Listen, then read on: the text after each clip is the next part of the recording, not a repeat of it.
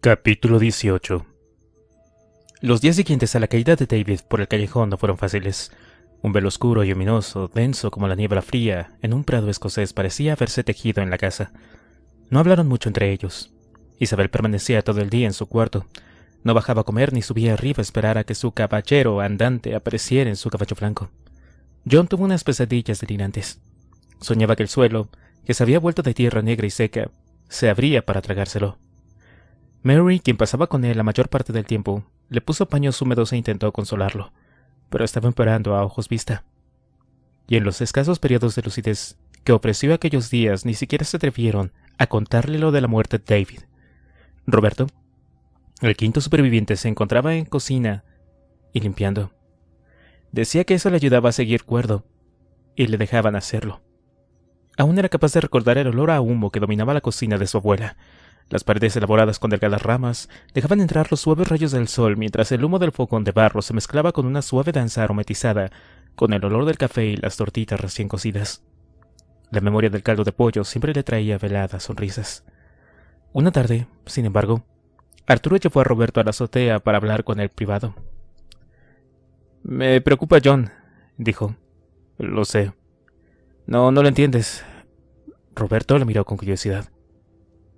«¿Qué pasa si muere?», soltó Arturo sin muchas ceremonias. «¿Qué pasa si muere?», repitió Roberto en voz baja, como para sí mismo. Por fin levantó la vista hacia su amigo, con los ojos abiertos de par en par. «Si muere. Si muere se...». Se llevó ambas manos a la cara, tapándose la boca para no tener que decirlo. Arturo asintió. «Si muere», dijo despacio, «volverá». Roberto anduvo un rato de un lado a otro, con las manos en la cintura a modo de Harry mirando al suelo. «Es como en esas putas películas». «Sí, así es». «¿Está con Mary?» «Sí».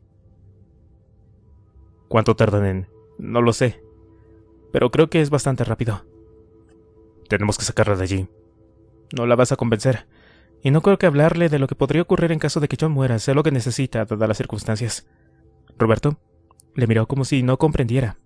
Tenía las venas del cuello hinchadas. «¿Y qué hacemos?», preguntó, subiendo el tono.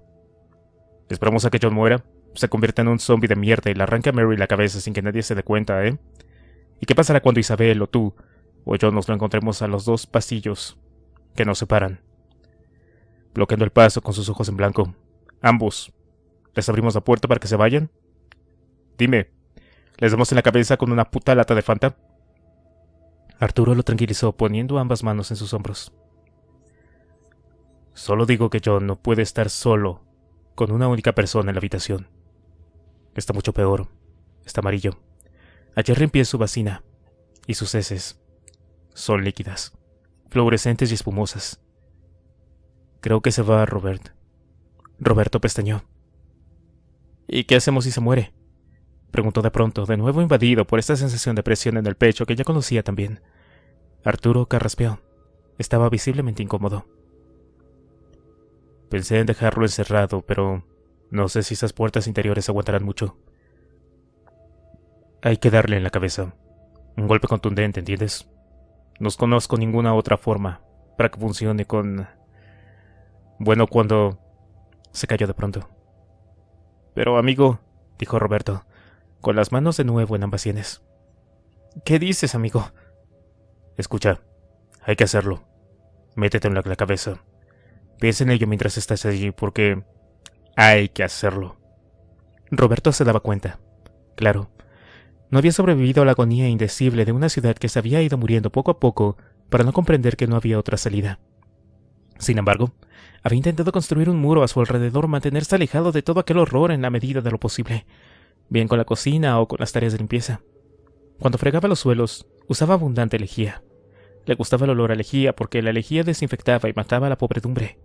Le gustaba cocinar y poder dedicarle mucho tiempo a preparar una simple cacerola de lentejas, porque representaba lo cotidiano, lo saludable, y le ayudaba a mantener viva la esperanza.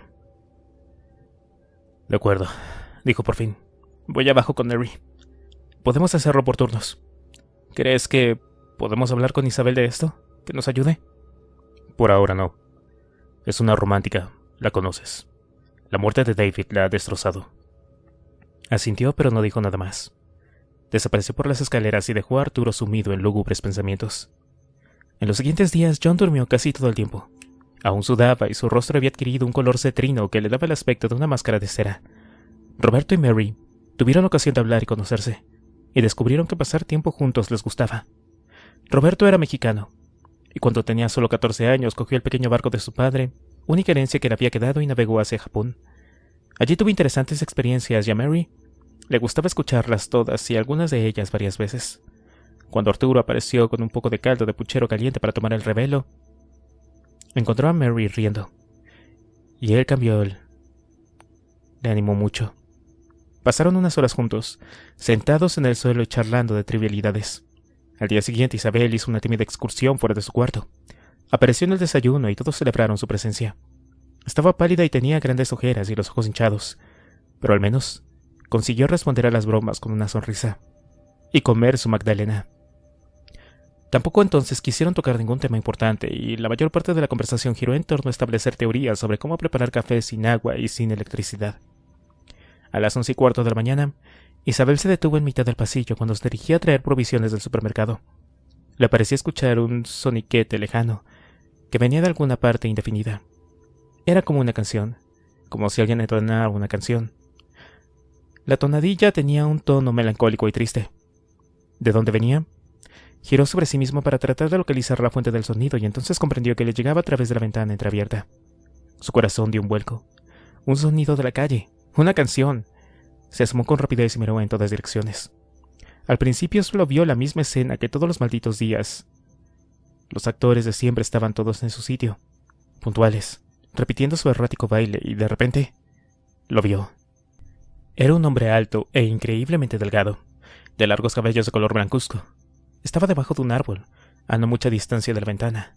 Vestía levita y una sotana raída, y la mirada directamente en ella. Sus ojos eran dos puntos brillantes que habían atrapado su mirada, y cantaba. Cantaba con voz grave y anciana una vieja canción que Isabel creía haber escuchado antes en alguna otra parte. En el barranco del Lobo hay una fuente que emana sangre de los españoles. Ay, pobrecitas madres, cuando llorarán al ver a sus hijos que a la guerra van. Málaga ya no es un pueblo. Málaga es un matadero, donde se matan los hombres, como si fueran corderos. Isabel no conseguía comprender. Ese hombre estaba allí con sus piernas abiertas y los brazos extendidos a ambos lados, cantando, pero los muertos caminaban a su alrededor sin reparar en él. La escena tenía un aire surrealista que la mantuvo hipnotizada durante un buen rato. Seguía: Málaga es un matadero donde se matan a los hombres como si fueran corderos. Por fin, sacudió la cabeza y se pasó una mano por el rostro. Tenía la boca tan seca. El hombre con sotana sonrió, sus dientes perfectamente alineados eran grandes y tenían el color del marfil viejo. Despacio levantó el brazo cuando se dio cuenta de que era largo.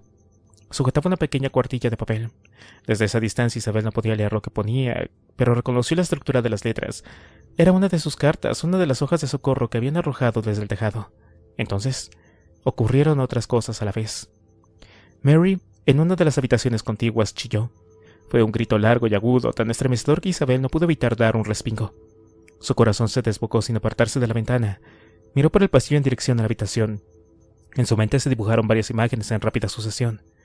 Eran como fotografías en blanco y negro, pero representadas con contundente claridad. Vio a Mary en la habitación con John. Este se hallaba de pie sobre la cama. Tosía sangre, pero eso no parecía importarle.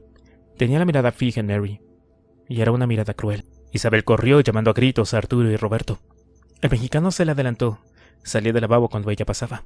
Llegaron a la puerta del cuarto y él aprovechó el impulso de la carrera para derribarla con el hombro, sin darse tiempo a girar el picaporte.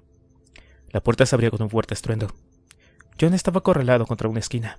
Mary había volcado al somier de la cama y lo mantenía apretado contra ella. Tenía los brazos extendidos y hacía fuerza con todo su cuerpo. «¡Ayúdenme!», pidió con voz temblorosa. Corrieron a ayudarla. John sacudió los brazos intentando agarrar a alguien. Mary, exhausta, se retiró del somier y cayó derrengada a un lado. Estaba demasiado asustada para romper a llorar, pero hipaba terriblemente. No me di cuenta», decía, sin poder dejar de mirar a su amigo resucitado. «De repente él se...» John profirió un gruñido ronco. Arturo apareció en la habitación con los ojos espantados. «John», dijo en voz baja, incapaz de asimilar la escena que tenía ante sí. «Sácalas de aquí, hombre», dijo Roberto haciendo presión en el somier.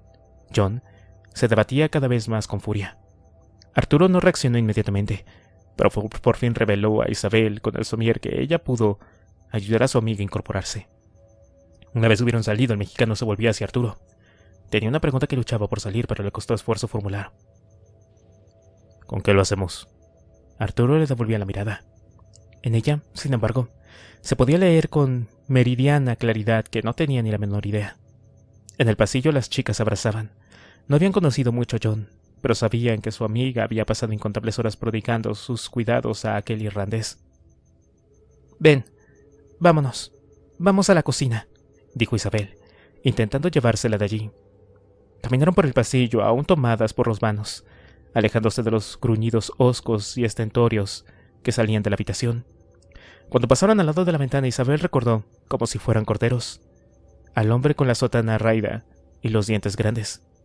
Echó un vistazo inquieta, pero ya no estaba allí. Abajo solo quedaban los muertos. Debajo del árbol una suave brisa arrastraba una cuartilla de papel entre los pies de aquellos monstruos. Entonces, escucharon un fuerte sonido que levantó ecos apagados en la escalera y que parecía provenir del piso de abajo. Allí, no obstante, solo estaba el portal del ascensor y unas pequeñas habitaciones que constituían la portería. Nunca bajaban. Allí solo les esperaba la improvisada barricada que habían levantado para tratar de sellar la gran puerta del doble hoja que conducía a la calle. Permanecieron abrazadas escuchando expectantes. Casi al mismo tiempo hubo un segundo golpe, y un tercero. Tenían una cadencia contundente, casi opresiva. «Isabel», llamó el mexicano desde lejos. «¿Qué pasa?» Pero las chicas no contestaron. Estaban absortas en los escalones que conducían a la oscuridad total de la planta baja. Un cuarto golpe vino acompañado de un crujido terrible, que a Isabel le trajo el recuerdo vívido de la tabla que mató a David. Al mismo tiempo, la oscuridad de la planta baja se retiró, ahuyentada por una inesperada fuente de luz. Isabel chilló sin poder contenerse. Ahora sabía a qué pertenecían los ruidos. No sabía cómo, pero habían echado la puerta abajo. Era la luz de la calle que se desparramaba por el portal. «¡Roberto!», gritó Isabel. Dentro de la habitación los dos jóvenes tenían dificultades para controlar a John. Cada vez estaba más encorelizado. Sacudía las manos haciendo enormes aspavientos y abría la boca lanzando embestidas y dentelladas al aire. Sus envites eran también más fuertes. Apretaban el somier contra él, pero necesitaban de toda su fuerza para retenerlo. «Te dejo, Arturo», anunció Roberto, levantando la voz por encima de los gruñidos animales. «¿De acuerdo? ¡Lo tienes! ¡Date prisa!», dijo Arturo, poniendo todo su cuerpo sobre el somier. Empleaba los brazos para alejar los manotazos del muerto. Por fin Roberto soltó el somier y salió a toda prisa de la habitación. Su objetivo era la habitación contigua. Había allí un cenicero de pie, muy pesado, hecho de metal bruñido. Sería suficiente para devolver a John al dulce letargo de donde no debía haberse despertado, pero en el pasillo reparó en las dos chicas, las cuales miraban el hueco de la escalera, inmóviles y agazapadas. Y entonces lo escuchó. Era una especie de canción cargada de tintes melancólicos. Alguien cantaba. Su voz subía grave y profunda desde el portal. «En el barranco del Lobo hay una fuente que emana sangre de los españoles». «¡Isabel!», llamó. Isabel se giró, pero en la expresión de su rostro vio que tampoco ella sabía qué pasaba. «¿Quién es?», preguntó de nuevo. «¡Mierda! ¡Date prisa, carajo!», gritó Arturo desde la habitación. Su voz denotaba un tremendo esfuerzo físico. Roberto se debatió entre ir a por el cenicero de metal o averiguar qué pasaba en el portal. Pero entonces Mary gritó, y aquel grito horrible le congeló el quicio de la puerta donde estaba. Gritó tanto que tuvo que doblarse sobre sí misma para poder sacar todo el aire. La cara se le puso roja del esfuerzo. Isabel estaba a un lado, temblando como una hoja en un vendaval. Eso le decidió. Corrió la distancia que le separaba de las dos chicas y pasó por delante de ellas para asomarse a las escaleras. Allí se encontró de frente con una de esas cosas, vestida con una sucia camisa gris y unos vaqueros. Faltaba gran parte del pelo ralo y rizado, y en su lugar la piel se hallaba contraída y enrojecida como si hubiera sufrido una aparatosa quemadura. Detrás suya subía desmañanadamente otro de los zombies. Le miraba con ceñuda preocupación, con su único ojo sin pupila, y detrás de estos había un tercero y un cuarto y aún más. Subían en confuso tropel por las escaleras. «Son los muertos», pensó, ¡Los muertos han entrado! ¡Entraron! Pero vio algo más. Recostado contra la pared de un lado había un hombre. Supo enseguida que no era uno de los muertos vivientes por el brillo despiadado de sus ojos, por su sonrisa perfecta. Llevaba una manchota en la mano, y en la otra empujaba a los muertos hacia arriba. Le miraba y asentía. Trastabilló intentando apartarse de aquella visión enloquecedora. Su mente era un disco rayado que no parecía llegar a ninguna conclusión, encallada sin remedio en el mismo punto de la línea del pensamiento. Han entrado, han entrado, han entrado. El hombre de la machota, con su voz burlona pero poderosa, le sacó de su estado de shock, bramando desde su posición de la escalera. Cuando él abrió el cuarto sello, oí la voz del cuarto ser viviente que decía: «Ven». Y miré, y vi un caballo. El que lo montaba tenía por nombre Muerte, y el Hades lo seguía. Y les fue dada potestad sobre la cuarta parte de la tierra, para matar con espada, con hambre, con mortandad y con las fieras de la tierra. Cuando el primero de los zombies estaba ya a muy poca distancia de Roberto, Isabel lo cogió por el cuello de la camiseta y tironeó fuertemente hacia sí. Roberto se combó a un lado, caminó 2 pasos y reaccionó incorporándose con rapidez. Miró a Isabel perplejo. «¡Arriba! ¡Vamos arriba!», gritó Isabel. Llevaba a Mary cogida por un brazo. Esta parecía estar fuera de sí. Tenía el rostro contraído y enrojecido. Sus ojos eran ventanas a una habitación vacía. No había nadie allí que gobernara el barco. «Pero, Arturo», dijo Roberto casi en un susurro. Corrieron hacia el siguiente tramo de las escaleras y él envió a las chicas arriba. Después consiguió seguir en el corredor y se asomó a la habitación de John. Primero vio el colchón que estaba ahora caído en el centro de la sala. Tenía una gran mancha de color oscuro que era casi tan grande como ancho. Tumbado encima del colchón estaba Arturo con los pies sobre el suelo. Una de las piernas se sacudía con febril agitación, como aquejada de involuntarios espasmos. Se agarraba el cuello con ambas manos y miraba el techo de una mueca de dolor dibujada en el rostro. De allí emanaba abundante sangre que teñía sus manos y su pecho. Parecía querer decir algo, pero de su boca solo salían pompas de saliva con tintes rojos. John estaba de pie a su lado. Tenía la boca bañada de sangre y le miraba. Su postura era animal, ambos brazos con actitud amenazante con los dedos trocados en garras despiadadas. Las piernas flexionadas y el cuerpo ligeramente adelantado. «Roberto», gritó. «¡John!». El muerto viviente se volvió tan rápidamente que el mexicano se sorprendió. Notaba cómo el terror que había experimentado hace pocos segundos se estaba convirtiendo en un torrente de furia. Apretó los puños. La adrenalina tensaba todos sus músculos. Fuera, en el pasillo, el hombre del monumental mazo gritaba: «Ahora todo lo hago nuevo. Yo soy el alfa y el omega». Roberto, a punto de lanzarse sobre John para derribarlo a golpes, se contuvo en el último momento. Tenía que pensar en Mary. Tenía que pensar en Isabel. Echó un último vistazo rápido a Arturo. Su mano caía desmayadamente de un lado en ese momento. Su rostro estaba flácido. Un pequeño caudal de sangre se escapaba por la comisura de su boca y se deslizaba tímidamente hasta su cuello. Salió corriendo, batiendo el suelo con una nueva e inesperada energía. Casi podía sentir a John persiguiéndole. Los muertos vivientes habían invadido ya toda la mitad del corredor. Aquel hombre demencial que los dirigía seguía empujándolos hacia adelante.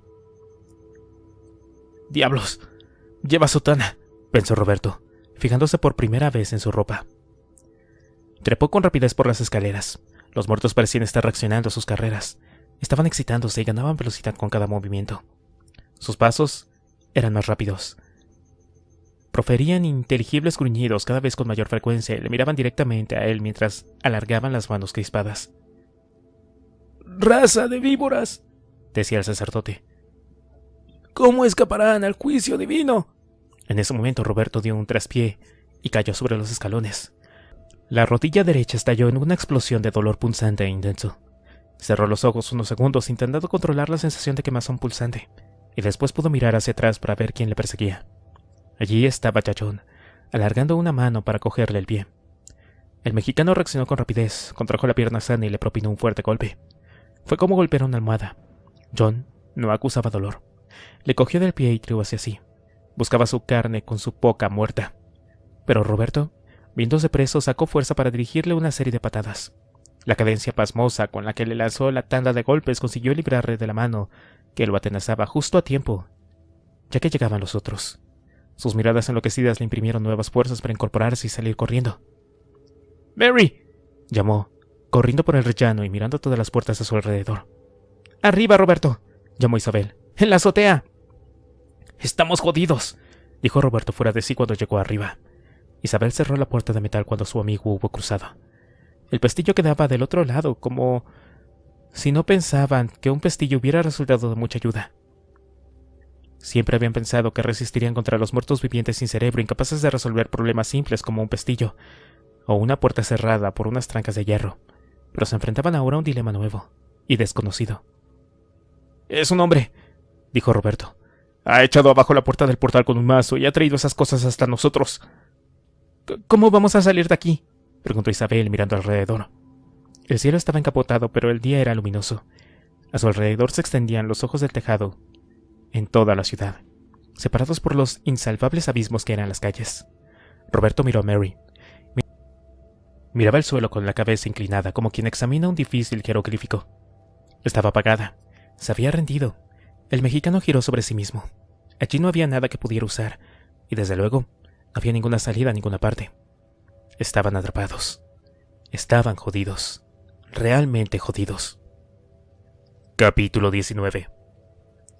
«A ver, prueba con esto», dijo el cojo, entregándole a Moses un trozo de alambre enrollado a un tenedor. «En el tuyo teníamos uno igual, para la tele pequeña, y vaya que sí funcionaba, la jodía». Moses lo examinó. Uno de los cabos estaba suelto y se prolongaba, cimbreante, unos 30 centímetros. «Sí, creo que sí», dijo con una sonrisa. Se llevó el pequeño aparato de radio a la ventana, y allí sujetó el tenedor al marco usando un poco de cinta adhesiva. Luego, introdujo el alambre en el hueco de la antena. «Veamos si ahora captamos algo». Pulsó el botón de encendido y giró el dial. Las emisoras habituales ya no estaban allí. Ninguna de ellas, desde las grandes como Radio Nacional de España hasta las locales como Radio Pinomar. Todo el espectro estaba en silencio. «No puede ser», dijo Moses, viendo evolucionar el dial por toda la banda. «Es que no queda nadie». «Es imposible. Imposible, amigo. Acuérdate de los disparos que escuchamos el otro día. Hay gente viva. Seguro que hay gente en más lugares de los que nos imaginamos. Igual que nosotros, aguantando». Siguió girando el dial con toda la lentitud que le permitía el sistema analógico de aquel antiguo aparato, pero pronto se desanimó. «Es esta puta mierda, hombre», dijo de pronto. «Necesitamos un aparato mejor. Tiene que funcionar, ¿no lo sabes? La televisión es más complicada. Lo entiendo. ¿Quién sabe qué pasa hoy día con los repetidores, con las señales por satélite? No sé si quedan aún suficientes chicos listos como para mantener el contarlo en marcha. ¿Sabes? Pero la radio es otra cosa». El cojo se encogió de hombros. «Pues nada, amigo. Nos vamos al Eroski de los cojones y compramos un equipo de música cojonudo. No te jode». Moses soltó un bufido. Moses y el cojo habían sobrevivido bien a la hecatombe. Vivían en un ático de la calle Beatas, ubicado en pleno centro de Málaga. El resto del edificio estaba vacío, como casi todo el centro, por lo que no les había costado mucho bloquear las escaleras para evitar que los espectros les visitaran. Desde sus ventanas habían visto escenas muy duras, pero también habían ayudado a mucha gente a huir de los zombies y se habían ocupado de acabar con un buen número de ellos, cuando era necesario.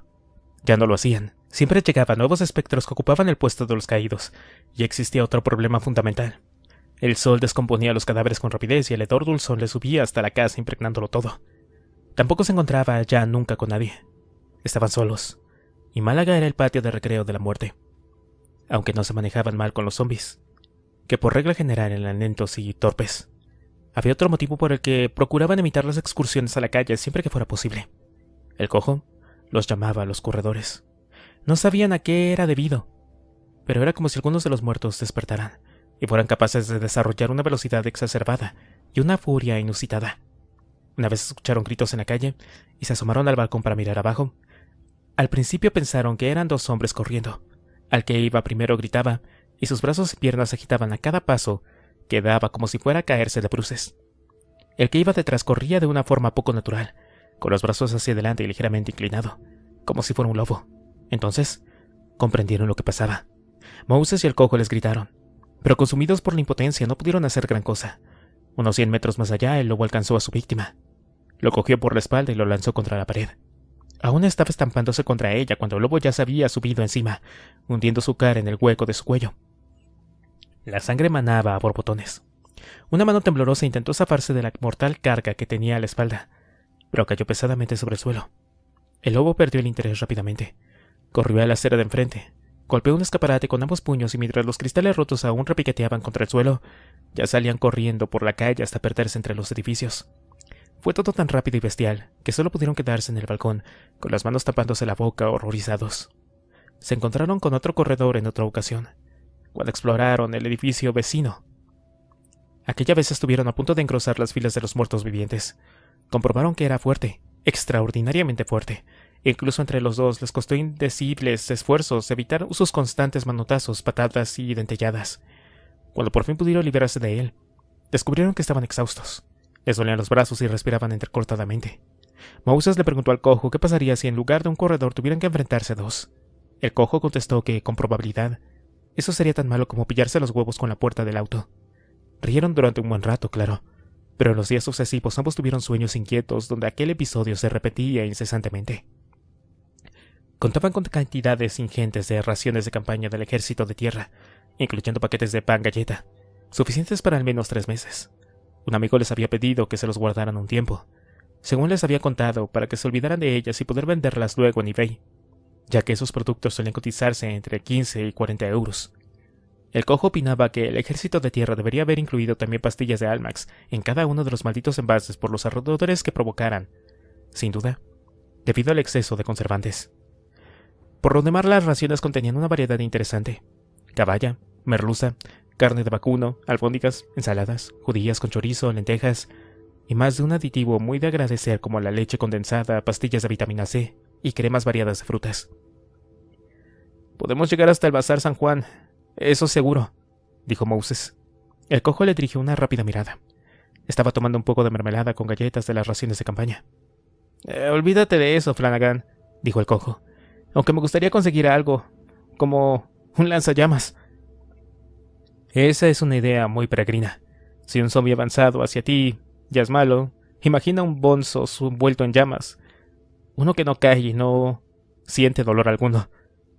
«De acuerdo. Está bien. Pues una caja de granadas o una ametralladora de esas». «¿Cuánto se tarda en limpiar una calle con una de esas cosas?» Moses apenas lo escuchaba, sumido en su propia línea de pensamientos. «¿Por qué no? Mierda. Hasta podríamos conseguir un vehículo. Un Hummer o un Jeep si no podemos encontrar uno grande, alto con grandes ruedas. Podremos reforzarlo quizá e irnos a tomar por culo». Pestañeó y miró al cojo. «Dime, ¿a dónde irías?» «Pues hay mogollón de urbanizaciones cerradas en la costa. Todas bastante guapas. Podríamos ir a una de esas villas de lujo con un gran muro exterior. Piscina, cancha de tenis».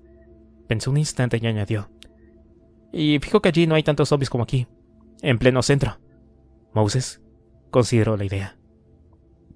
En su mente las palabras de Josué cobraban formas concretas. Ya podía ver la exuberante bugambilia que trepaba por encima de la puerta de su terraza. Ya casi toda podía sentir el calor del sol en su rostro mirando desde allí sentado con una buena cerveza a mano. «Bueno, ¿por qué no?», dijo despacio, más para sí mismo que en contestación a su amigo. Al día siguiente, los rayos tibios de un sol que pasaba por la franja de las 12 del mediodía entraron por un ventanuco y se desparramaron por una cama donde el cojo dormía. Sus sueños eran siempre inquietos y daban numerosas vueltas, por lo que no era inusual verlo amanecer, hecho un ovillo, con el edredón enrollado en su cuerpo. Abrió los ojos perezosamente, y al abrir la boca descubrió algo nuevo. Tenía un lado de la cara entumecido, y aproximándose por el túnel de la conciencia llegaba un dolor cálido y punzante situado en algún punto de la mandíbula inferior. Se llevó la mano a la mejilla, moviendo la boca en vano, en un intento tan vano por sacudirse el dolor. «Este puto diente mierda», pensó. «Mo», llamó con voz ronca. Sin embargo, no obtuvo respuesta. Se sentó en la cama intentando despejarse. «Habrá ido a comprar pan», pensó divertido. Sin embargo, el dolor que sentía le cortó el humor. Miró hacia el aseo, al pequeño vasito donde el cepillo de dientes envejecía como un antiguo juguete roto. ¿Cuánto más tiempo hacía que no se cepillaba? Era como si el fin del mundo hubiera cortado los viejos hábitos. «A veces las madres tienen razón con todas estas cosas», dijo para sí, incorporándose. «Oye, Bo». Se metió en el cuarto de baño y probó cepillarse. Quizá era alguna impureza que se había quedado atrapada entre 2 piezas y un repaso le resolvería todo. Eso esperaba al menos. Cuando terminó se miró al espejo, parecía que le dolía un poco menos y no había ningún indicio de hinchazón. Una vez, estando en la cárcel, se le hinchó una mejilla y estuvieron llamándole conejito los 3 días que tardaron en hacer efecto los antibióticos. —¡Mo! —llamó de nuevo. Fue al salón y echó un vistazo, pero Moses no estaba. La ventana del pequeño balcón estaba abierta y tampoco allí se le veía. Fue al cuarto de baño, a su cuarto y a la pequeña cocina. No estaba en casa. Se asomó por el balcón y miró a la calle. Había pocos espectros, pero por lo demás nada inusual. Se tomó un momento para sentir los cálidos rayos del sol en el rostro. Eran los primeros tras muchos días nublados. Y Jesús, cómo calentaban. Era como ponerse pilas nuevas. Volvió al salón. El dolor describió un enorme pico y tuvo que detenerse un momento. ¿Dónde coño ha ido?, pensó, sintiendo que la onda dolorosa le atenazaba el cerebro. Ni siquiera tenía una mala aspirina para mitigar el dolor. Ceñudo, echó un rápido vistazo a la lata de mermelada que había estado disfrutando el día anterior y maldijo todo su delicioso azúcar. Abrió la puerta de la calle. Se asomó al pasillo, pero tampoco encontró allí a su compañero. —Oye, Mo —llamó. Pero como toda respuesta, el silencio cayó de nuevo sobre él. Cerró la puerta disgustado. El dolor no era excesivo, pero sí era constante. No había sido ni unos minutos antes que estaba despierto y ya se estaba perdiendo en la cabeza a sí mismo junto con su paciencia. Consideró la risible posibilidad de encontrar un superviviente dentista.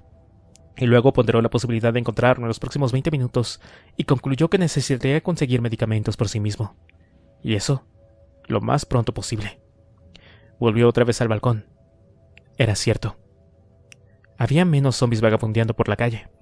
Hasta parecían algo más atontados que de costumbre. Había uno vestido con una bata blanca que, arrodillado en medio de la calle, miraba con interés su propia pierna extendida hacia adelante. Se descubrió pensando en la posibilidad de salir a la calle. ¿Dónde estaba? Al fin y al cabo, las farmacias más cercanas. Creía recordar que había una en el Molinillo, y en Santa María había por lo menos un par. Tan cerca pero tan lejos, se dijo, desanimado. ¿No había una en la Plaza de la Merced? De ser así, solo tenía que ir recto por la calle. Álamos, cruzar la plaza, entrar dentro y coger algunos antiinflamatorios y unos antibióticos. Puede que 1 o 2 pastillas para dormir. ¿Y qué coño?, se dijo, tocando su pierna más corta. De paso pillaré el periódico y me sentaré en una de las terracitas a dejar que llegue la hora de comer. Puede que hoy pida una tapa de ensaladilla rusa y una cerveza bien fría. Bien sabía que sin la ayuda de Moses, la posibilidad de sobrevivir solo era un trecho tan largo como el más ridículo paso pequeño, aún sin corredores de por medio. Moses era diferente. No sabía cómo lo hacía, pero se comportaba como si mantuviera el control todo el tiempo. Cuando se enfrentaba a los muertos, no se apresuraba. Si era necesario, golpeaba con precisión y contundencia, y donde era posible, se limitaba a esquivarlos. Se asomó de nuevo al pasillo. Si no estaba en casa, tendría que estar en alguno de los pisos aledaños. Todos ellos estaban vacíos, la mayoría desde antes de la catástrofe. En algunos de ellos habían dejado tablas y clavos de 9 centímetros, por si los espectros conseguían irrumpir en el edificio y teman encerrarse en alguna otra parte. Bajó despacio por las estrechas escaleras.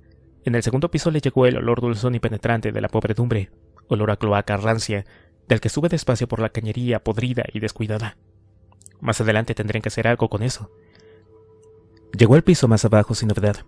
La puerta de entrada seguía clausurada con un pesado mueble de hierro que habían encontrado en la cocina de una de las casas. Estaba oxidado e inútil, pero debía pesar más de 100 kilos y constituía una buena garantía de que la entrada no iba a traspasarse fácilmente. Pero si no había salido, ¿dónde estaba Moses? En ese momento escuchó un ruido metálico en alguna parte detrás suya. Se volvió inquieto, pero allí no había nada, excepto la puerta abierta que bajaba al garage. ¡El garage! Una sensación de ansiedad se apoderó de él.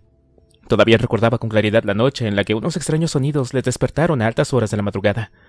Se acercaron a la puerta, con un sudor pegajoso abriéndose camino a sus frentes ceñudas, y con la máxima prudencia echaron un vistazo por la mirilla.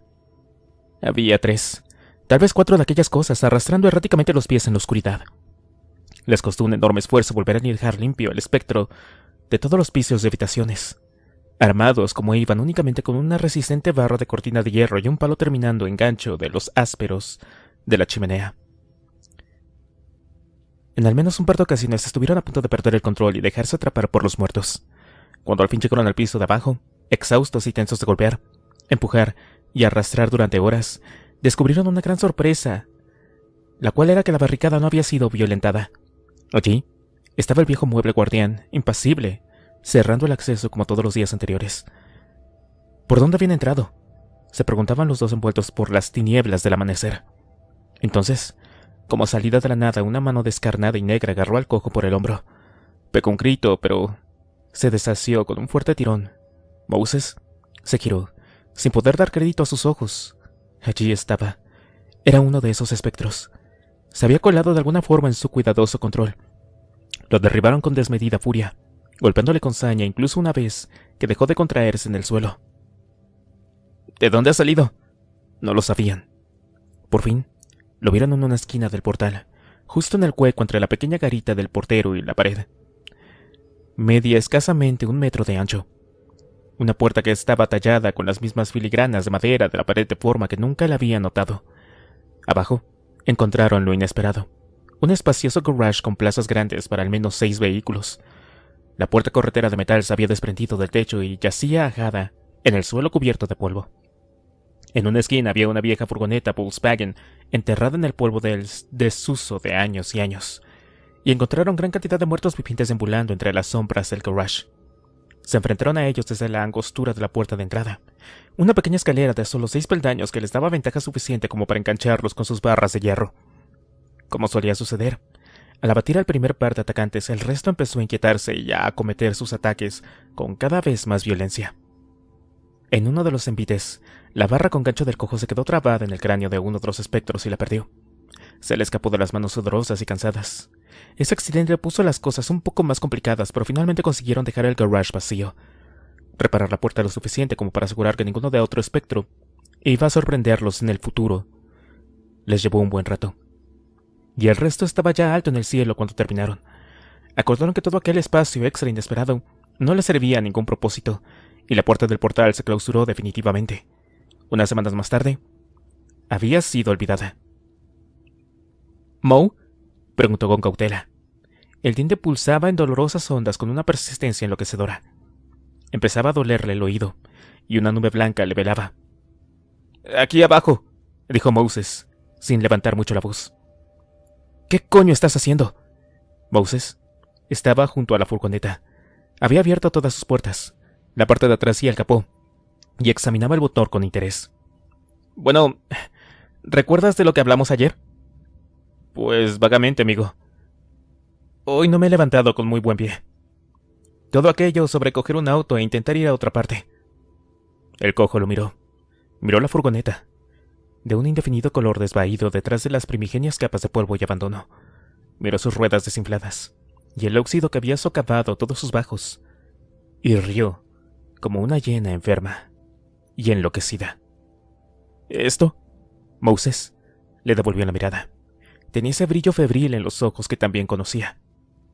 «Bueno, solo quería saber qué tenemos aquí, pero creo que el motor no está mal. La batería está muerta y haría falta bastante trabajo, pero no sería la primera vez que desmonto un motor y lo vuelvo a montar. Al menos aquí podremos trabajar tranquilos. Si encontramos algunas cosas, podríamos ponerla en marcha en unas semanas. Podremos poner unas coberturas a las ruedas, fortificar las ventanas y...» «¿Como el equipo A?», preguntó el cojo, todavía riéndose. El dolor era tan exquisito que, en el buffet de su mente, imaginaba el diente derritiéndose en la encía e incrustándose en el hueso. «Puede funcionar. Puede funcionar.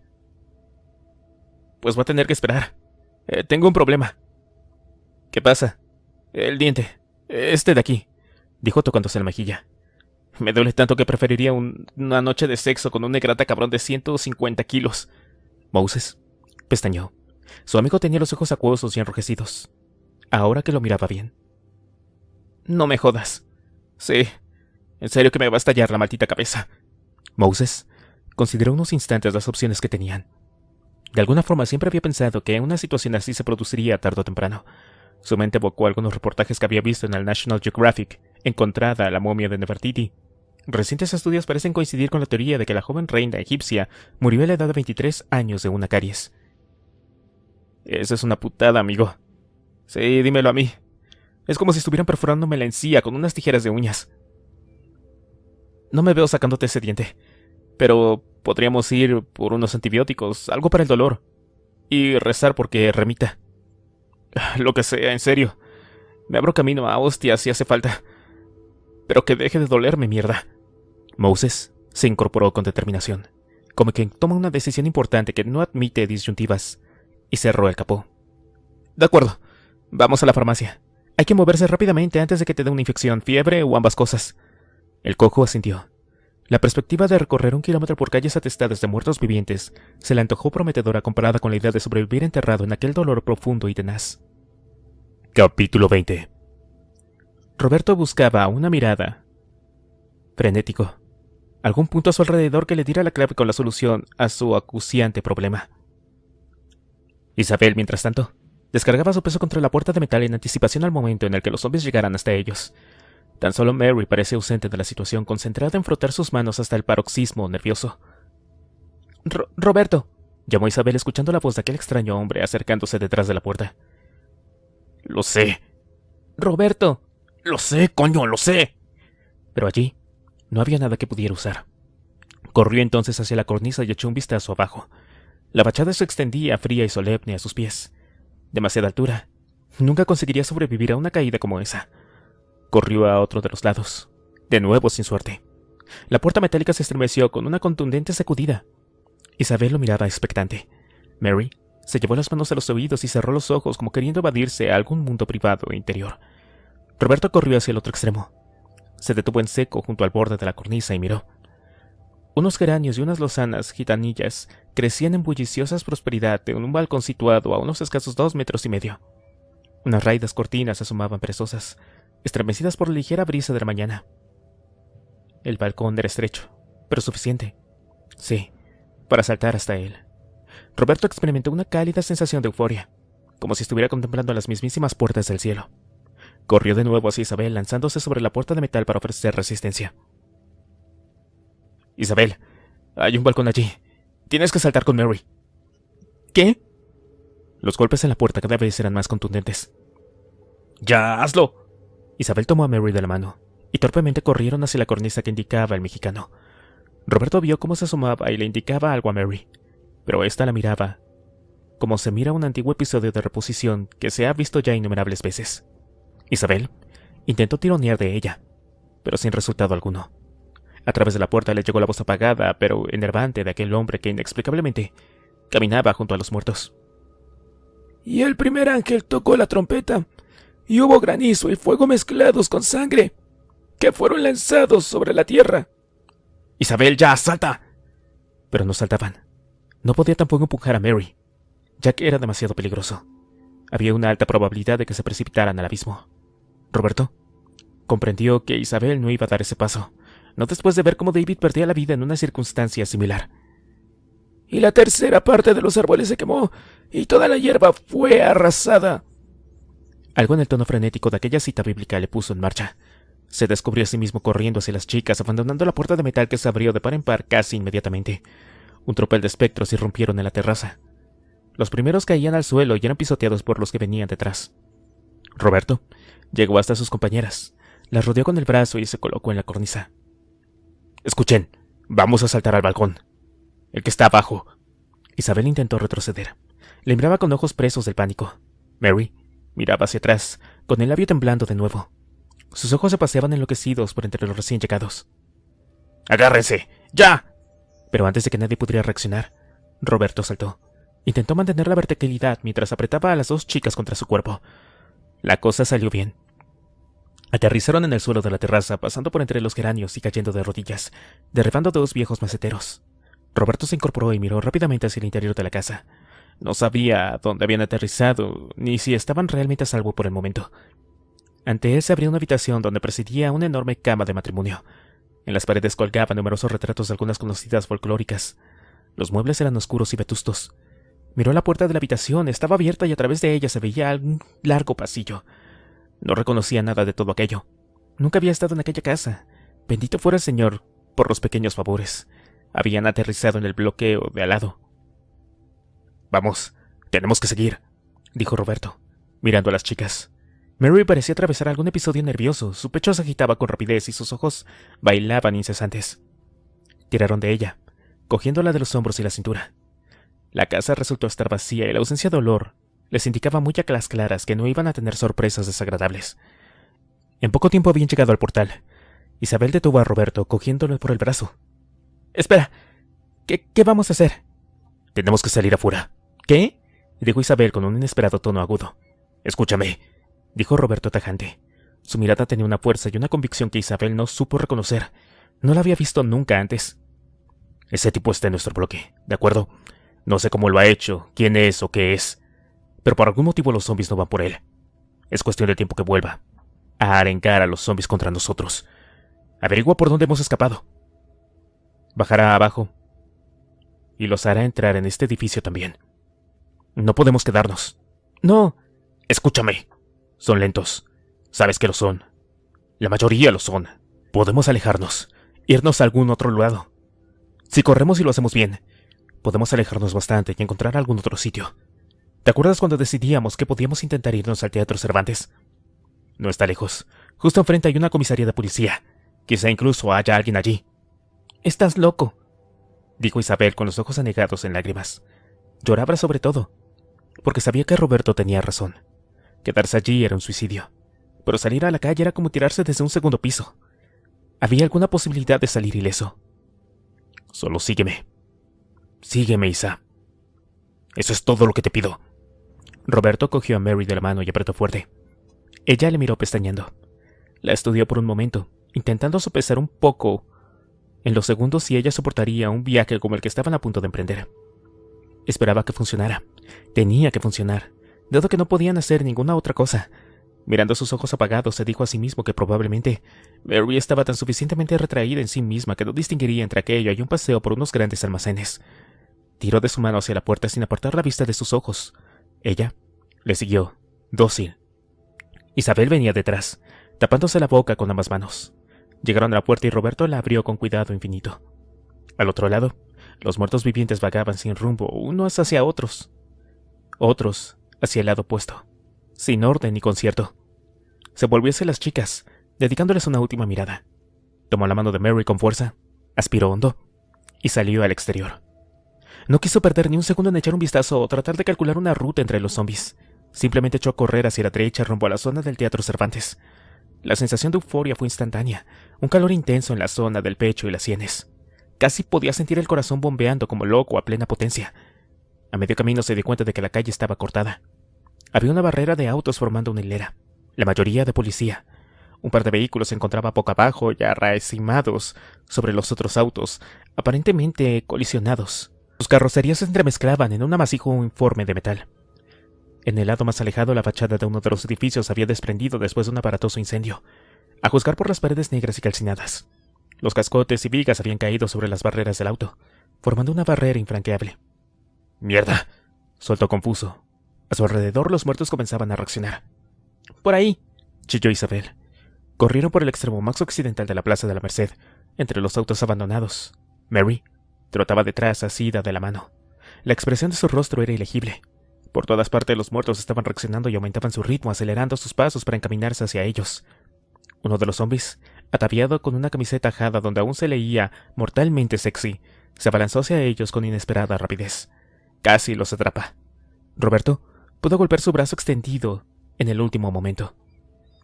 Al llegar a la esquina, doblaron a la derecha enfilados por la calle Álamos. A donde iban ninguno parecía saberlo. Roberto solo quería poner tierra de por medio, alejarse de aquel líder oscuro que comandaba las legiones de muertos vivientes con trasnochadas citas bíblicas. Contra los zombies normales todavía tenían alguna posibilidad. Contra un ser inteligente, ninguna. Corrieron unos 200 metros esquivando a los pocos zombies sin mucho esfuerzo. La mayoría venía detrás, en lenta pero constante persecución. «Ya no puedo más», explotó Isabel. Roberto la miró. Se agarraba al costado con una mano y su tez blanca, los cabellos adheridos a la frente por acción del sudor y sus ojos desorbitados denunciaban el terror que sentía en cada uno de sus poros. Mary jadeaba pesadamente, boqueando como un pez al que han dejado en la arena, pero parecía estar en mejor forma física que Isabel. El mexicano miró alrededor. Había un par de zombies a apenas 10 metros. Uno de ellos tenía clavado un cuchillo de cocina en la clavícula derecha. El mango de madera asomaba como el pináculo de un monumento a la demencia. Pararon un momento, e Isabel se dobló sobre sus rodillas tosiendo y jadeando como si intentara beberse todo el aire del mundo. Mary se sentó en el suelo tan pronto la dejaron libre, pero Roberto volvió a cogerla por las axilas, incorporándola de nuevo. Tenía que estar preparados para correr en cualquier momento. Miró sus manos desnudas, sorprendido de su propia falta de previsión. ¿Por qué no había cogido alguna barra de hierro, un palo de escoba, cualquier cosa? ¿En qué momento se le ocurrió salir a hacer footing por las calles de Málaga sin alguna manera de enfrentarse a los muertos vivientes? ¿Estás mejor?, preguntó. Su propia voz le sonó estridente, como si le llegara del interior de una caja, pero Isabel estaba hiperventilando. El control respiratorio había sido inexistente en toda la carrera y ahora su corazón bombeaba como uno de aquellos operarios en una película acelerada de los tiempos del cine mudo. Los dos espectros estaban ya prácticamente encima. Roberto le salió del paso, cogió el mango del cuchillo de cocina y tiró con fuerza. Le sorprendió la facilidad con la que pudo extraerlo sin apenas resistencia. El sonido fue acuoso, burbujeante. La agua estaba cubierta de una pobredumbre negruzca, y una bofetada de un olor sofocante le cortó la respiración. Ya había encontrado ese olor antes. Tenía esa peculiaridad asfixiante del olor a la brosa de jardín que se deja en un montón y se descompone. Entonces, ajustó los dedos alrededor del banco, apretó con fuerza y clavó el cuchillo en mitad de la frente del espectro. Lo hizo con un grito aterrador y continuó gritando unos segundos después de haberse hecho. El espectro visqueó, se agitó con un par de espasmos y se derrumbó sobre el suelo. El segundo zombi pasó los pies por encima del primero, poniendo fuera de su alcance el cuchillo. Roberto le miró. Era alto, muy alto, y lo miraba desde arriba con ojos enloquecidos. No tenía labios, sus dientes estaban expuestos y alrededor la piel se había retraído formando una película negruzca llena de pliegues. Roberto trastabilló, preso de una repentina oleada de pánico que le recorrió todo el cuerpo, naciendo cálida desde la boca del estómago.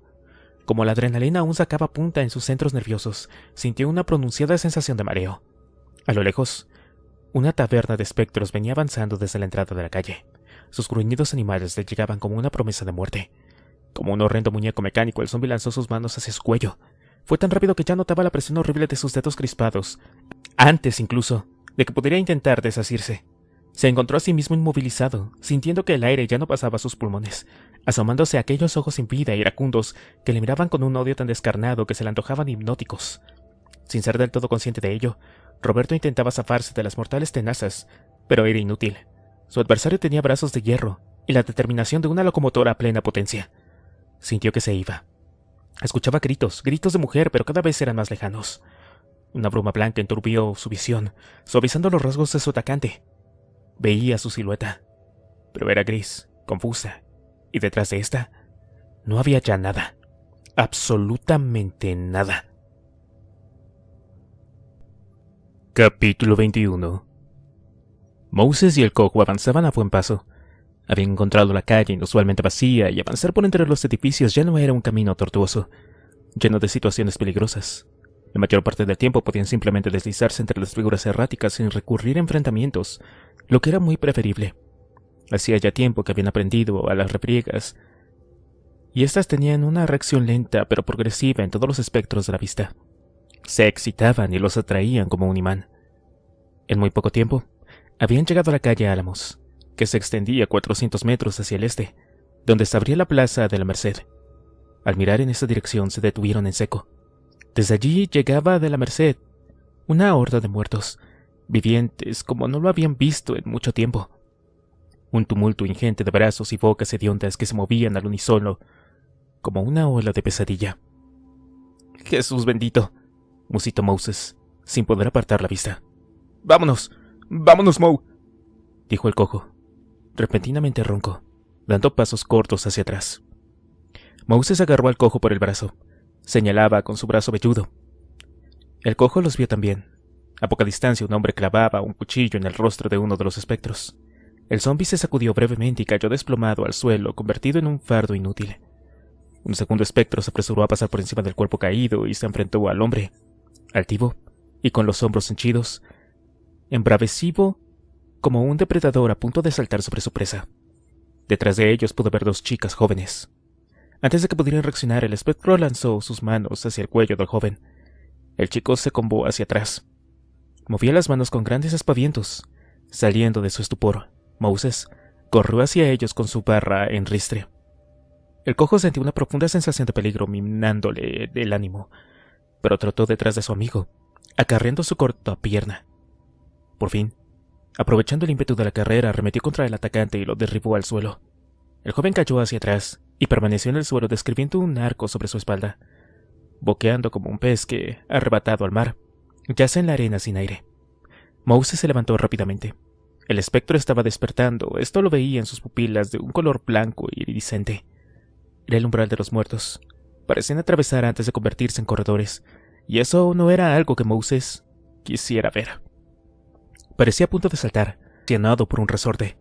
Su rostro empezaba a reflejar una furia concentrada, cruel, desmedida. Pero Moses no iba a esperar para verlo. Levantó la barra por encima de su cabeza y la dejó caer con fuerza.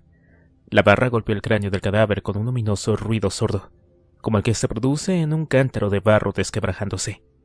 El espectro se sacudió con un espasmo final y permaneció inmóvil, sus ojos, sin pupila, prendidos en el cielo plomizo. El cojo atendió al joven tendido en el suelo.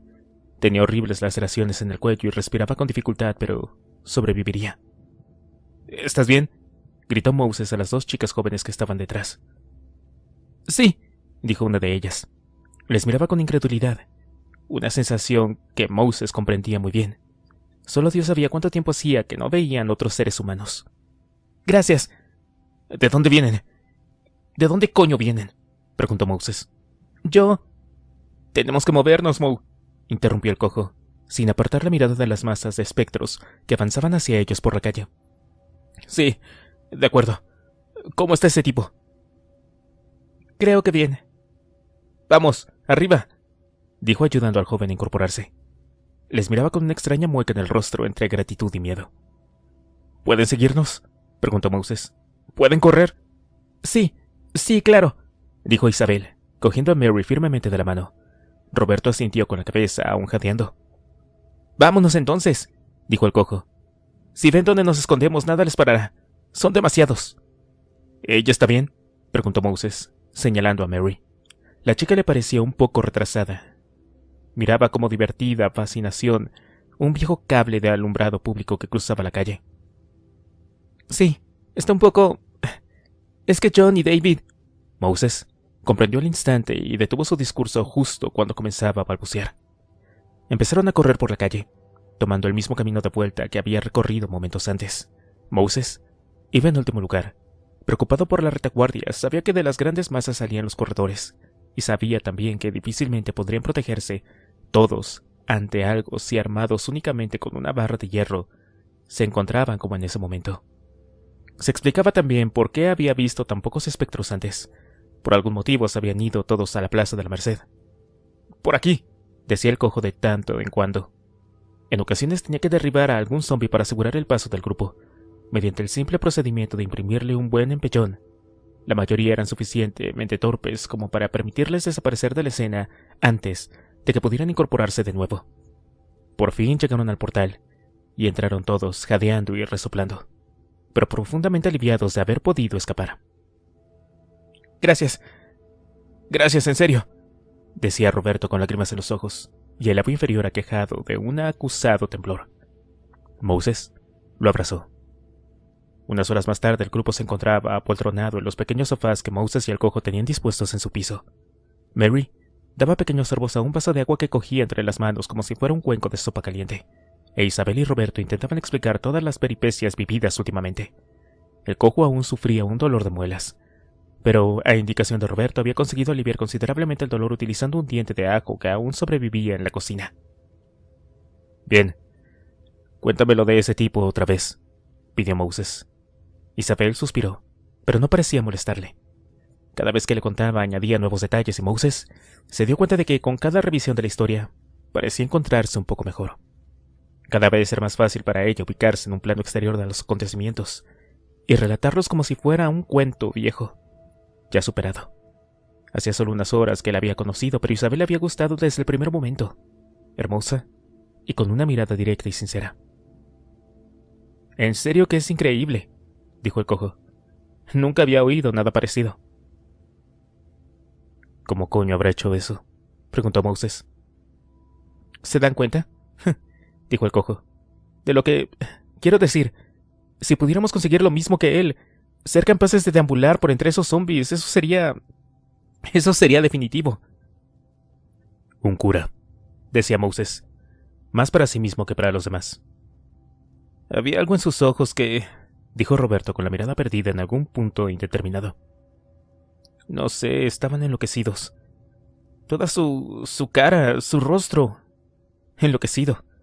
Completamente fuera de sí. Tenían que haberlo visto. Tan delgado. ¿Se acuerdan de aquella vieja película Poltergeist?, preguntó Isabel. Todos se sintieron. No la original, sino la segunda o tercera parte. Salió un tipo calavérico de pelo blanco, pues nuestro cura es ese puto hermano gemelo. Mierda, qué grima me daba ese tipo, dijo el cojo. Sea como fuere, loco cuerdo sacerdote o no, es un enemigo, soltó Moses poniéndose de pie. Por lo que dicen de sus palabras, creo que él piensa que todo esto es el proverbial día del juicio final, tal y como lo cuenta la Biblia.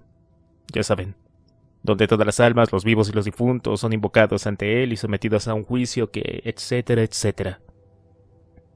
Mierda, dijo Roberto. Sí, exacto, mierda. Se lo ha tomado a pies juntillas, y aunque no sabemos cómo hace su particular truquito, está usándolo para alimentar su enfermiza fantasía. Bueno, interrumpió Isabel acaparando todas las miradas. Quiero decir, o sea, todo esto de los muertos volviendo a la vida... No sé, ¿y si fuera verdad? Moses sonrió con amabilidad. Bueno, Isabel, dijo, la parábola del juicio final es una de las más importantes del Evangelio. Habla del día del final de la historia, de la sentencia definitiva de Dios sobre los seres humanos. Ese texto parece adornado con muchas leyendas y representaciones bastante plásticas, pero no deja de ser una parábola. Lo sé, pero es todo tan surrealista ahora. Sea como fuere, tenemos ahora un gran problema, dijo el marroquí. ¿Cómo dirían que ese sacerdote los encontró? ¿Salen a menudo? ¿Se asoman a los balcones? Roberto pestañeó, paseando la mirada entre Mary e Isabel. No salimos nunca. Teníamos ese supermercado justo bajo la casa, como les hemos dicho antes, pero sí usábamos las ventanas, claro, y la azotea. A Isabel le encanta mirar por la ventana. Se pasaba horas mirando la calle. Eso, dijo Isabel un poco incómoda. Eso fue cuando lanzamos las cuartillas. ¿Cuartillas? Sí, pensamos que podría haber más gente como nosotros, supervivientes, escondidos en sus casas en alguna parte. Al fin y al cabo, si nosotros lo estábamos logrando, seguramente alguien más también. Hizo un gesto vago con las manos. Como ustedes. Así que escribí unas cuartillas, muchas, tal vez como unas 500, y las lanzamos desde el tejado. Queríamos que el viento las propagara por todas partes. En la cuartilla pusimos la dirección donde nos encontrábamos y... De repente, cayó en la cuenta. Dios, así fue como nos encontró. Moses se revolvió en su asiento. Bueno, no es seguro. Se me ocurren otras formas. Quizá porque los vio en la azotea o en la ventana, o escuchó ruidos, o... De repente, abrió los ojos. Era ya prácticamente las 6, pero en invierno anochecía temprano y el día nublado no apoyaba a prolongar la luz natural. Antes, no lo había notado, pero el cojo ya había encendido la pequeña luz de la mesita del salón. Se levantó rápidamente y la apagó, dejando que la penumbra inundara rápidamente la habitación. ¿Qué ocurre?, preguntó Roberto levantándose rápidamente. La luz. A esos espectros no les importa, pero a un ser humano solo tendrían que darse un pequeño paseo por el centro para encontrar dónde nos hemos escondido. Qué estúpido he sido. Tal vez ya nos haya encontrado. La luz, dijo Mary con un débil hilo de voz. Cierra los batientes, Josué, dijo Moses. Se aseguraron de cerrar bien todas las ventanas. Afortunadamente era una casa vieja y las ventanas eran estrechas y provistas de batientes de madera, no de persianas. Luego taparon la lamparita con la tela de una camiseta y se atrevieron a encenderla de nuevo. La luz era muy tenue, pero suficiente para poder ver las formas de la habitación. Tendremos que tener mucho cuidado con estas cosas de ahora en adelante, dijo Moses en voz baja, ceñudo. Pues me cago en su puta madre, dijo el cojo de repente. Como si no fuera ya bastante duro, tenemos que escondernos de noche. De acuerdo. ¿Y qué pasa si quiero asomarme de día? Y ese tipo está mirando. ¿Y si no lo vemos? ¿Y si se esconde en el piso de enfrente? Es una puta mierda. Ya pensaremos en algo, dijo Moses en un tono de voz conciliador. De cualquier forma, Josué y yo estamos pensando en irnos a otra parte. Esto es el centro de la ciudad. Es bastante posible que otras zonas estén menos pobladas de muertos vivientes. Puede que haya más gente. Puede que en otras zonas todo sea diferente. Hubo unos instantes de silencio. La idea de escapar de algún modo había pasado por la cabeza de todos. La idea de salir zumbando por la autopista. Una autopista que en sus sueños desvaídos aparecían sin autos accidentados o abandonados y vacía de esas cosas muertas. Pero nunca habían considerado seriamente que fuera posible. ¿Y cómo vamos a hacer eso?, preguntó Isabel. Aún no lo sé. Tengo una ligera idea. Estuvimos hablando ayer de ello, y esta mañana he estado mirando un poco. Y creo que puede hacerse, pero aún no lo he madurado mucho. Pero me imaginé que podríamos arreglar y acondicionar una vieja furgoneta que tenemos en el garage abajo. Está bien cerrado, así que podemos trabajar tranquilamente. ¿Una furgoneta?, preguntó Roberto sin comprender. Él había visto cómo un grupo de zombies volcaban con facilidad un Hyundai en su ansia por atrapar a los que iban en su interior. Acondicionada. Cosas como protecciones para las ruedas, cristales de rejilla metálica, barras de acero para fortalecer la carrocería y unas cuñas como las de un quitanieves para apartar a los zombies que se pongan en medio. «Guau», dijo Roberto sin saber a ciencia cierta si estaba escuchando una proposición seria o se trataba de una broma. Miró a los ojos a Moses, pero no vio en ellos ningún atisbo de humor. «Está como una cabra». «No, como un rebaño de cabras», dijo el cojo de repente. «Le has dejado sin habla. En serio, míralo». Rió de buena gana. «Cree que estás de loco». «¿Por qué?», preguntó Isabel. Tenía los ojos chisposos, llenos de la clase de ilusión que es capaz de conferir la idea de libertad embutida en la imagen cavernesca de una furgoneta aclimatada para atravesar un mar de muertos vivientes. «Yo creo que es una idea genial. Tal vez funcione. Tal vez». «Bueno, ya lo veremos», dijo Moses con una ligera sonrisa en la comisura de los labios, visiblemente animado por el cálido apoyo de Isabel. «No vamos a resolverlo todo hoy. Ha sido un día muy duro para todos, y de todas formas no estoy muy contento con esa luz encendida sin saber cuánto puede filtrarse fuera. Málaga está tan oscura que incluso algo de tenue puede refulgir como el faro de Alejandría. Así que, aunque es temprano, sugiero que vayamos a dormir. Ya veremos las cosas desde otro prisma mañana». Capítulo 22. Al día siguiente anduvieron todos de bastante buen humor. Había buena química entre el grupo y todos lo notaban. Mary tuvo sueños inquietos y sollozó a ratos, pero Isabel estuvo siempre con ella y cuando llegó la mañana se encontraba mucho mejor, y era capaz de responder preguntas sencillas con frases coherentes. Roberto celebró mucho la mermelada de las provisiones del ejército. Decía que tenía un sabor que le recordaba la cocina de su abuela, y repitió varias veces. El cojo, por su parte, encontró una inesperada tregua en el tormento que se había desatado en su boca, pero para no tentar al diablo prescindió del desayuno. Todavía de buena mañana, bajaron al garage. Isabel no pudo esconder una expresión de decepción cuando se encontró con el lamentable aspecto que presentaba la furgoneta. Mientras descendían los escalones hacia el garage, escuchando el plan de Moses, se había imaginado una furgoneta robusta de grandes ruedas dentadas y aspecto sólido, capaz de transportarlos a todos fuera de aquella pesadilla, a un lugar mejor. Sin embargo, mientras explicaba sus planes para con la furgoneta, algo en el tono del voz de marroquí la volvía a tranquilizar. Tenía fe en su plan.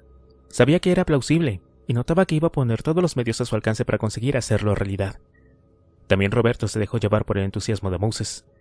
Escuchó con atención cómo planeaba atornillar las planchas de protección alrededor de los neumáticos, cómo imaginaba que podría solucionar el problema de las cuñas frontales sin tapar la entrada de aire al radiador y otras geniales menudencias.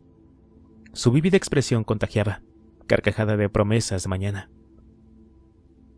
Un poco más tarde, aquel mismo día, durante el almuerzo, compartieron historias de sus peripecias individuales. Cada uno contó, con más o menos detalle, cómo habían sido los primeros días de supervivencia desde que el caos se desató. En ocasiones los relatos alcanzaban cotas lúgubres, pero todos habían pasado ya por mucho como para que ciertas cosas les afectaran demasiado. Roberto No había hablado nunca de su propia experiencia, pero alentado con la calidez de las velas que el cojo había dispuesto en la mesa, habló con voz baja y grave. ¿Se acuerdan cuando las calles empezaron a llenarse de zombies y la gente se tiró a la carretera para huir? Yo también acabé por pensar que sería la mejor solución. Bueno, ya saben, Málaga era una mierda tan grande que empezaba a ser peligroso, incluso quedarse en casa. Demasiadas bandas, pillaje y gente desesperada que quería tus cosas, aunque fuera la maleta del abuelo cargada con calzoncillos rancios. Hizo una pequeña pausa. Intenté mantenerme lejos de todo eso, pero aquella tarde vi como una familia paraba a una furgoneta que iba por la calle. No escuché lo que decían, pero el hombre, bueno, él hablaba con el conductor a través de la ventanilla. La furgoneta aceleró por un momento, como si quisiera continuar, pero el tipo metió la mano. El conductor la arrastró durante un rato mientras su familia chillaba, y entonces el hombre sacó un revólver de su bolsillo con la mano libre y disparó hasta 5 veces al interior. Dejaron el cadáver en el suelo y se largaron. Creo que por ese tipo de cosas, dijo Moses en voz baja, no lo logramos. Creo que la infección zombie sacó lo peor de la gente. Roberto asintió brevemente y continuó. En aquel momento supe que debía irme, antes de que un adolescente con una katana me rebanara el cuello de un momento a otro en un delirio histérico. Tenía una vieja moto Rieju guardada en el garage, así que me decidí. Ustedes ya lo saben, las carreteras estaban completamente colapsadas, no había forma de mover ningún vehículo un solo centímetro en ninguna dirección. El ambiente estaba tan caldeado que hubiera podido hacer volar todo por los aires con una sola cerilla. La gente se chillaba, peleaban por razones sin sentido y, bueno, aún era peor cuanto más te acercabas a según qué zonas donde los autos habían sido ya abandonados. Era un espectáculo atroz ver el tráfico colapsado, las luces sin apuestas, los motores en marcha y las puertas abiertas. Por allí ya empezaban a vagar los muertos vivientes. Nada se les escapaba, ningún conductor encerrado en su vehículo, nadie que se atreviera a adentrarse en la zona. Jesús, dijo Isabel, vividamente impresionada por el relato, narrado en el tono neutro y hasta indiferente de quien relata una atrocidad que ha superado hace tiempo. En la zona del parque habían montado un auténtico fortín, alrededor del ayuntamiento y el Banco de España, continuó Roberto. Aún había policías, pero muchos más zombies. Aún no sé cómo me atreví a pasar, utilizando los caminos peatonales entre los arbustos del parque, pero manejaba bien aquella cabrona de moto. ¿Qué hacía la policía?, quiso saber el cojo. Tenían allí un tinglado de 1000 demonios. No sé cuántas furgonetas operativas tenían dispuestas en hileras ni cuántos efectivos había allí reunidos, pero muchos más de los que se veían en las calles intentando poner orden. Les daban con todo, disparos por todas partes. Había una humareda tremenda, como si acabaran de lanzar los jodidos fuegos artificiales de la feria. Pero los zombies se levantaban. Claro que se levantaban, una y otra vez, y volvían a lanzarse contra ellos. Carajo, dijo el cojo. Algunas veces me acuerdo de ellos. Me imagino que aquello, bueno, acabó mal. Se produjo un instante de silencio donde hubo rostros cabizbajos.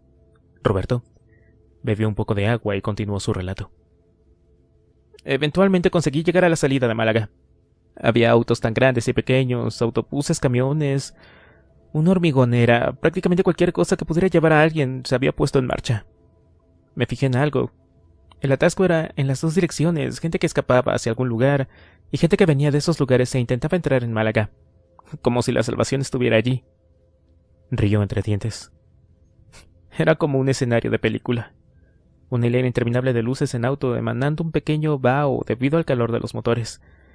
Yo avanzaba como podía ante la circulación, pero la caravana estaba completamente parada. Y la gente estaba fuera de los vehículos por todas partes, hablando entre sí, lo que complicaba aún más mi avance. Recuerdo que todavía había gente que intentaba hacer funcionar sus móviles. Tal vez las cosas habrían sido diferentes si las comunicaciones no hubieran caído tan pronto, ¿no?, interrumpió el cojo. Al menos el ambiente no era tan malo como en la ciudad, dijo Roberto. Era menos tenso, pero igualmente dramático. Y entonces me derribaron. ¿Te derribaron? Sí. No lo vi venir. Alguien me dio un soberano codazo cuando pasaba a su lado. Casi hacia atrás y la moto siguió su curso unos metros para acabar tirada en el suelo. Me quedé sin respiración unos instantes, tumbado en el suelo, con el pecho y la espalda doloridos. Nadie vino a ver cómo estaba, a ayudarme a incorporarme o a preguntar si necesitaba ayuda acaso. Para cuando pude sentarme en la moto ya no estaba. Se habían ido con ella. ¡Qué hijos de puta!, soltó el cojo, con una expresión asqueada en el rostro. Aquello lo cambió todo. Me quedé un rato por allí, apoyado en la barrera de la cuneta. Tenía una botella de agua en mi mochila. Y eso es lo que hice todo aquel rato, dar pequeños sorbos mientras dejaba pasar el tiempo, porque ni avanzar ni retroceder parecían tener sentido ya. La ciudad se veía a lo lejos. Varias columnas de humo ascendían en lenta procesión de algunos lugares. Entonces llegaron los zombies. Isabel escuchaba con creciente tensión. Sus ojos, despavoridos, no apartaban su atención de Roberto. Al principio era solo con clamor lejano, continuó. Se escuchaba a lo lejos como un murmullo inquietante. Entiéndanme, era como si la locura llegara por el sur. Había gritos y ruidos contundentes que no podíamos identificar. Pero el clamor iba creciendo, y eso minaba el ánimo de la gente. Era tan evidente que algo llegaba, que más de uno sacó su auto como pudo de la interminable hilera y lo condujo fuera de la autovía por las colinas gibosas de los campos de alrededor. Después de unos minutos llegó gente corriendo. Eran los primeros. La gente les preguntaba al pasar. Querían saber, pero ellos no se detenían. No gastaban aliento en soltar palabra. Si hubieran visto sus caras, parecían correr al borde mismo de sus fuerzas. Pero aún así no se detenían. Eso me inquietó y mucho. ¿Y qué ocurrió entonces?, preguntó el cojo. Eran ellos, naturalmente. Los muertos. Habían ido creciendo en número desde la ciudad, y todas aquellas personas aferradas en sus vehículos intentando protegerse dentro de ellos eran como latas albóndigas, para abrir y comer. Los que morían volvían a la vida muy poco tiempo después y se sumaban a la barbarie. Fue una carnicería y se extendió tan rápidamente como... lo pueden imaginar. Muchos no pudieron ni reaccionar. Algunos se tiraron al monte por el lado donde yo estaba, pero aquella era una zona escarpada con numerosos cortados, y era de noche. Y si había luna, no lo recuerdo, pues el humo de los incendios había teñido con un espeso manto el cielo, así que decidí no seguirlos. En lugar de eso, crucé la mediana y me tiré campo a través de la vuelta de la ciudad. ¿Qué carajo? ¿Acaso volviste otra vez?, preguntó el cojo. Roberto se encogió de hombros. No podía seguir corriendo por la carretera hacia el norte. Ese era el camino que casi todos seguían, pero sabía que no llegarían muy lejos. Se fatigaban, se rendían. Los que estaban más al norte los detenían y les preguntaban histéricos, y todo eso frenaba su avance. No me salí de la carretera. La colina que iba siguiendo llevaba directamente de vuelta a Málaga, a la circunvalación. Mientras bajaba miré hacia atrás por última vez. Eran todos zombies corredores, ya saben, totalmente ebrios de sangre y gritos. Y qué fuertes eran. Los autos se sacudían violentamente entre sus zarandeos. Ningún cristal aguantaba más de un empellón. Las víctimas eran sacadas de sus vehículos por las ventanillas rotas, o perseguidas a una velocidad que ningún ser humano podría haber igualado. Entonces, me volví y corrí tanto que cuando terminé estaba mareado. Las sienes me palpitaban con tanta fuerza que creía que iba a sufrir una embolia. Carajo, Roberto. Pero no lo entiendo. ¿Por qué volviste? ¿Cómo conseguiste llegar al centro de nuevo?, preguntó el cojo. Viví bastantes aventuras, dijo con una sonrisa un tanto forzada. La primera noche me quedé escondido en una caseta de información a pie de obra, detrás de una mesa. Estaba agotado, tanto mental como físicamente. Al día siguiente las cosas parecían un poco más calmadas y avancé como pude un par de calles. Vi un restaurante y entré para ver si podía comer algo. Y avancé como pude allí. Finalmente conocí a Arturo, un amigo nuestro que murió cuando el cura nos sacó de la Plaza de la Merced. Al oír mencionar a Arturo, Isabel cogió de la mano a Mary, quien parecía escuchar el relato con los ojos fijos en alguna parte del suelo. Nos quedamos 2 días en el restaurante, mirando el exterior y escondiéndonos cuando ellos pasaban. Encontrábamos todavía gente en las calles, que iban presurosas a alguna parte, continuó Roberto. Unas personas nos dijeron que había barcos cargando a la gente en el puerto, que intentarían llegar hasta allí. Nosotros escogimos nuestro propio camino y tardamos mucho más en avanzar. Era complicado, había zombies por todas partes y aunque intentábamos evitarlos, no siempre era posible. Por fin nos vimos en la Plaza de la Merced y descubrimos que no podríamos seguir avanzando. Había demasiados. Y... dirigió una mirada a Isabel. Allí encontramos a David, haciéndonos señas para que entráramos en la casa. Ya no volvimos a salir, hasta que nos encontraron ustedes. Al terminar su historia, se produjo un grave silencio. Moses había permanecido callado todo el tiempo, asimilando toda aquella información. Él y el cojo no habían salido mucho de su casa, y desconocían gran parte de toda la historia que había convertido a Málaga en un hervidero de muertos vivientes. Hubo otros relatos aquella noche, e Isabel añadió algunos detalles de su propia experiencia hasta que llegó a la Plaza del Merced, y de cómo John había caído enfermo. Pero su tono de narración fue menos tenebroso y ayudó al grupo a recuperarse del sinsabor en el que habían caído. Como para distender el lúgubre relato y la atmósfera que se había creado, a las historias tenebrosas que a cada uno le había tocado vivir le siguió un saludable punto de conversación trivial aderezado con una tanda de chistes orquestadas por el maestro de ceremonias, Moses Bass. Volvieron las risas, aunque moderadas, y terminaron el día celebrando con raciones extra. Mary, que aunque mejor no terminaba de recuperarse del shock, pareció encontrar las raciones de caballa y merluza particularmente deliciosas, por lo que las proporcionaron en gran número. Capítulo 23. Transcurrieron algunos días amables sin muchas complicaciones. Mary por fin había roto a llorar y lloró largamente la muerte de John y la de Arturo. Moses celebró una pequeña misa para honrar su memoria, y sus palabras fueron cálidas y hermosas, y tanto Mary como Isabel y Roberto se sintieron muy reconfortados. Después de aquello se sintió mejor y estuvo animada con el hecho de encontrarse con un nuevo lugar, rodeada de gente nueva que le gustaba. Tenían mucho cuidado de no hacer ruido y se retiraban temprano a dormir para evitar usar la luz, costumbre que por otro lado era ya normal en todos ellos desde hacía tiempo. Una de aquellas noches, el insomnio sorprendió a Isabel. Mary a su lado se entregaba a la prosaica tarea de conjurar largos y pesarosos ronquidos. Desesperada, después de estar horas dando vueltas en la cama como una salchicha en un sartén, se decidió a salir de la habitación. En el salón dormían los tres hombres, pero intentaría salir un poco al balcón para respirar aire puro. Se sorprendió al ver la puerta del balcón abierta. Había allí una figura apoyada en la baranda. Le gustó comprobar de quién se trataba. «Hola», dijo en susurros al salir al balcón. Moses se volvió. «Vaya, buenas noches. Me has atrapado», dijo sonriendo. Isabel le devolvió la sonrisa. «Bueno, no creo que nadie se entere. De todas formas, todo está apagado. Si seguimos hablando en voz baja, no creo que pase nada, ¿o sí?» «Quiero pensar que no». Isabel se apoyó en la barandilla a su lado. La noche era fresca pero agradable a pesar de la oscuridad. No quiso mirar abajo, donde los espectros vagaban en silencio. En un lugar miró hacia el cielo estrellado. Era un espectáculo impresionante.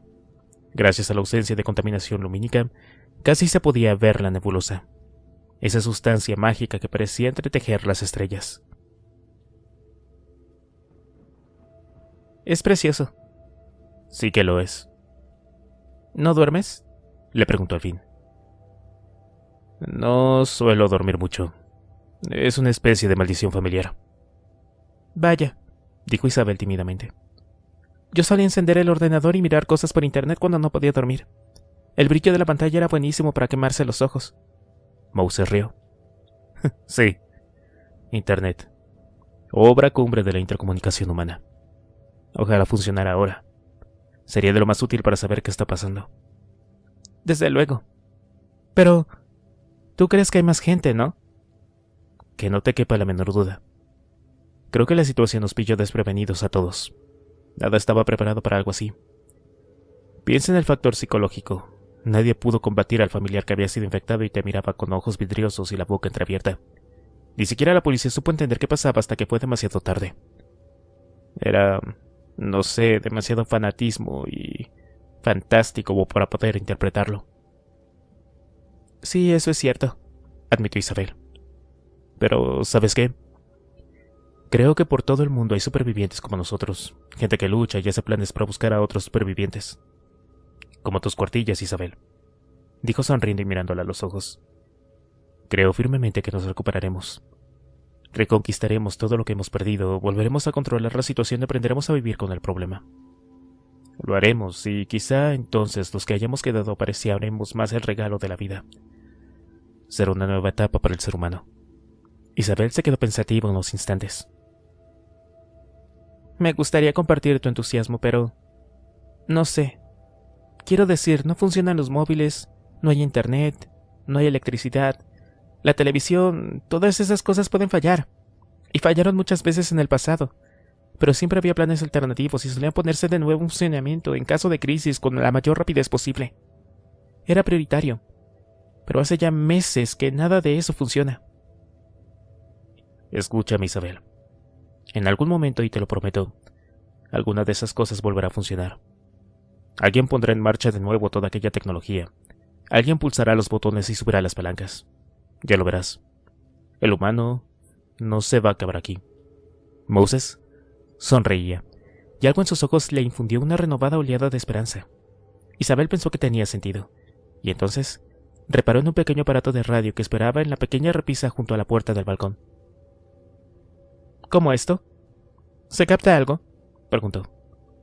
Moses miró la radio, equipada con su rudimentaria antena casera. La había olvidado completamente. No, me temo que no. Pero prueba encenderlo ahora, dijo curioso. Hace tiempo que no. El aparato crepitó cuando Isabel pulsó el botón de encendido. La estática brotó por los pequeños altavoces. Movió el dial lentamente, primero en un sentido y luego en el otro. Pero la banda estaba vacía. Isabel no podría decir lo que había esperado, pero la confirmación de que ya nadie estaba al otro lado la desalentó de una manera como nunca había podido prever. Imaginó aquellos estudios desde donde emitían los programas, ahora ya vacíos de no ser por un par de espectros, uno de ellos todavía con unos auriculares en los oídos, recorriendo sus oscuros pasillos para siempre jamás. Un escalofrío, casi imperceptible, le recorrió.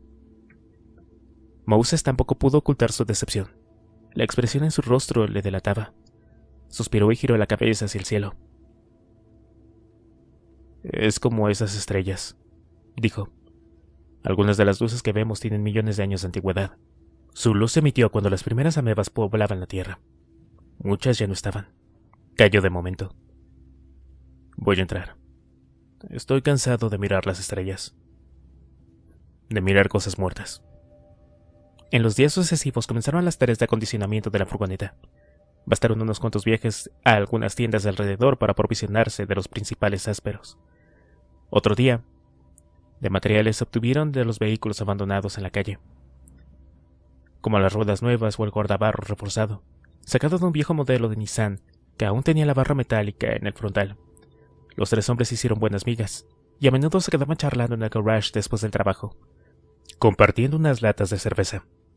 Era este un trabajo duro, sobre todo porque usaban una batería de lámparas de queroseno para iluminarse, pero cada pequeño tornillo afianzado en la carrocería reforzaba su ánimo y mejoraba su talante. Trabajaban duro para construirse una vía de escape hacia prados más verdes. Una noche, Isabel conectó de nuevo la radio. Había estado encendiéndola y apagándola cada vez con menos frecuencia en las últimas semanas. Era, cada vez más, un proceso automático que ya no traía ninguna sensación consigo. La esperanza había remitido completamente. Sin embargo, aquella noche Isabel dio un respingo cuando una voz queda brotó inesperadamente del aparato. Moses, que había estado dormitando en el sofá, se puso en pie de un salto. A Carlos allá. El polideportivo de Carranque. Estamos en disposición de garantizar su supervivencia. Repetimos, podemos garantizar su supervivencia. Contamos con agua, víveres, personal médico e infraestructura suficiente para sustentar una pequeña comunidad de más de 30 supervivientes. Una forma segura de llegar hasta nosotros es a través de las alcantarillas, por lo que podemos decir, son seguras desde la zona del Corte Inglés hasta el polideportivo. Este es un mensaje grabado que se repite cada 15 minutos en esta frecuencia. Te esperamos. Dios, dijo Moses, sintiendo un zumbido en las sienes, similar al dolor de cabeza, pero más intenso y menos doloroso.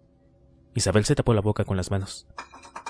No toques el dial, dijo Moses. No. Permanecieron unos segundos en silencio, mirando el pequeño aparato de radio, intentando digerir las palabras que habían escuchado.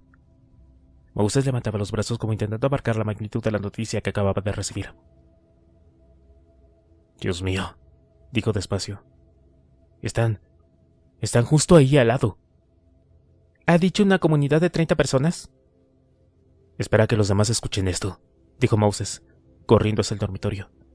Unos minutos más tarde estaban todos sentados alrededor de la radio escuchando la repetición del mensaje. Sonreían y se abrazaban y charlaban sobre lo que habían escuchado, comentando todos los detalles en cada pausa. Cuando el mensaje comenzaba de nuevo, puntual como un reloj de cesio, todos callaban, deleitándose con aquella voz grave y queda. Las alcantarillas. ¿Se dan cuenta? ¿Cómo no hemos pensado antes en esas putas alcantarillas?, preguntó Moses. El cojo negaba con la cabeza. Las alcantarillas de Málaga son muy estrechas, dijo, al menos en la zona centro. No me son desconocidas, alguna vez que otra tuvimos que usarlas para... Bueno, hizo un gesto vago. Eso fue ya bastante tiempo, antes de ir a la cárcel. Son viejas y no creo que puedan recorrerse de un lado a otro sin salir a la superficie. Puede que fuera así en otro tiempo, pero muchos de los túneles están tapiados, o bloqueados por los cimientos de algunas casas. En otras secciones hay tuberías nuevas, tan grandes que ya no se puede continuar por ellas. En cualquier caso, son peligrosas. Hay pozos oscuros por los que podemos caer sin darnos cuenta, sobre todo porque a veces hay plásticos o acumulaciones de cartones y otras cosas que tapan esos agujeros, pero... Bueno, no debemos olvidar las ratas, cucarachas y una cantidad tan grande de mierda que ya nunca encontraremos agua suficiente para limpiarnos del todo.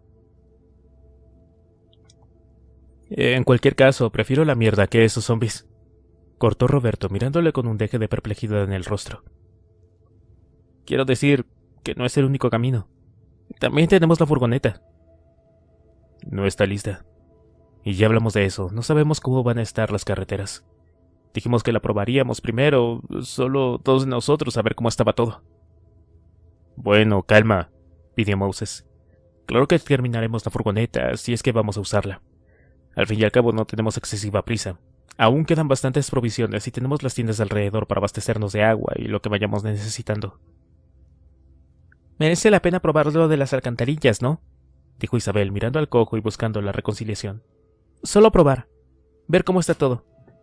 Si sabemos que existen esos riesgos, podemos evitarlos con cautela.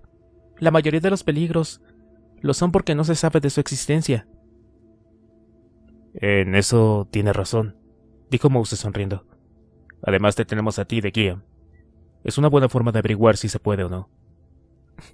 De acuerdo, cabrones, dijo el cojo entre dientes.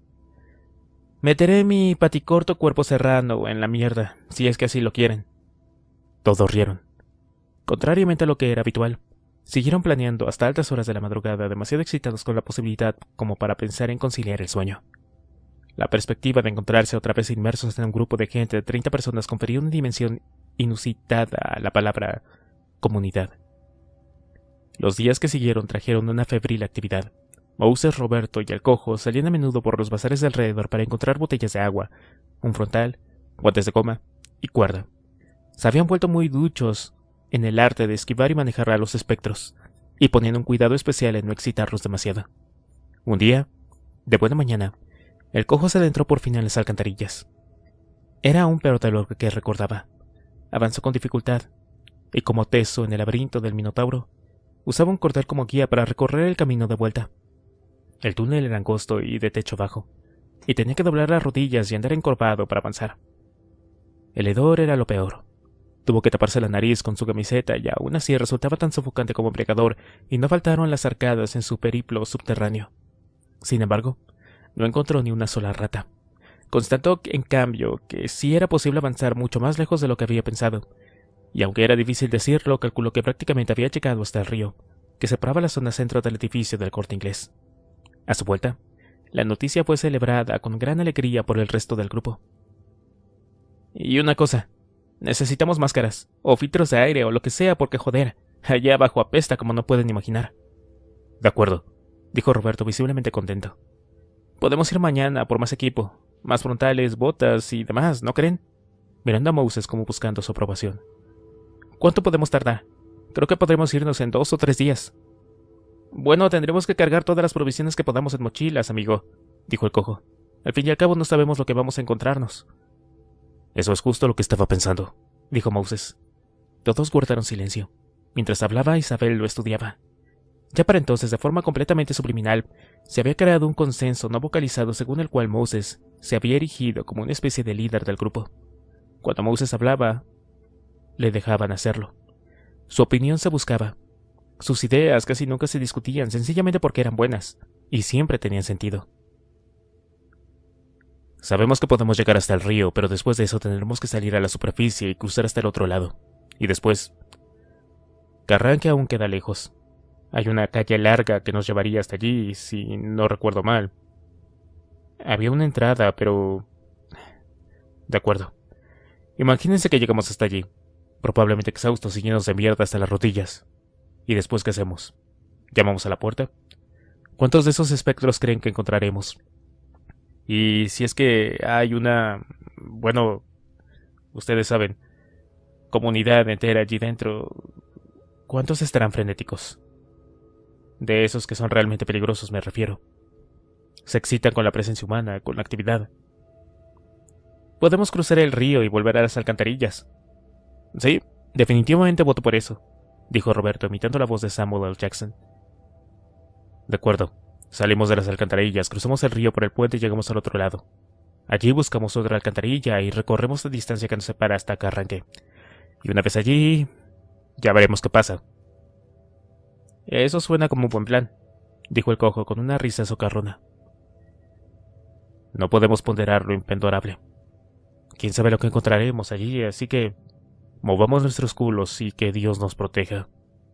Isabel no dijo nada, pero al oír la referencia al Padre que está en los cielos, sintió un escalofrío, como no lo había sentido desde que toda la plaga había azotado el mundo desde el principio.